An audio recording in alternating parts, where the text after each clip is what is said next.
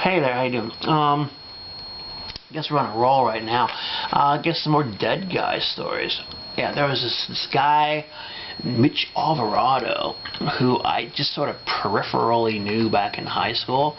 He was, some kind of, I don't want to say creepy, but he was, this character. He used to sell us LSD. He was, I guess, like a grade lower than me, and he was actually dating a girl who I eventually got pretty serious with about 10 years later.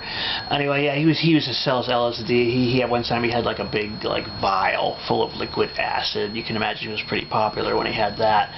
And so that Kathy was dating him and everything like that. And I guess, I don't know, I mean, he seemed like a normal guy, I guess. He seemed to have kind of a sort of a sardonic streak or something like that, sort of cynical sense of humor or something like that. And then like a few years later, after high school, he was working at some, I guess, grocery store in Hollywood. And he was a totally different person. He was flamboyant. It was obvious that he was a homosexual. I guess he was holding it in all that time, I guess. I mean, he acted totally gay, totally different than how he was acting back in high school. And then by the time I was dating this Kathy Oberg later on, it turned out he died of some mysterious disease. So could have been AIDS, Of course, maybe I'm taking a bit of a liberty to jump to that conclusion, but usually when people die of, mysterious ailments, these days especially, it usually means, acquired immune deficiency syndrome. But he's not the only one. There's another guy, Chris Dittman. And he was a cool guy. He used to draw, but he kind of drew the same thing over and over again. Some kids kind of perfect drawing a certain thing, and it's their thing, and they just draw it all the time. They're proud of it. He drew this weird kind of face with big eyes and stuff like that. And I guess it was supposed to be a stoned character or something like that. And yeah, he was cool. But he was always nice to me and stuff. So I don't have anything bad to say about him.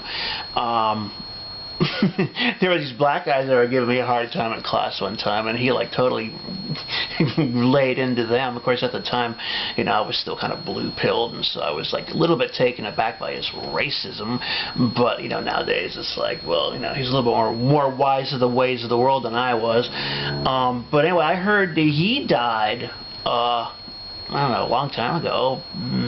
Maybe around 10 years ago, of again some undisclosed illness, and some people are speculating it's AIDS, although I don't really think they should just jump to that conclusion because they don't know what it was. But it's possible. But again, it's I had no idea he was gay back in high school. Of course, back when I was going in high school, if you were gay, you pretty much kept it a secret. Well, there were a couple of flamers I remember from junior high school and high school, but of course they weren't, very popular, and they had to watch their back because a lot of guys weren't down with that.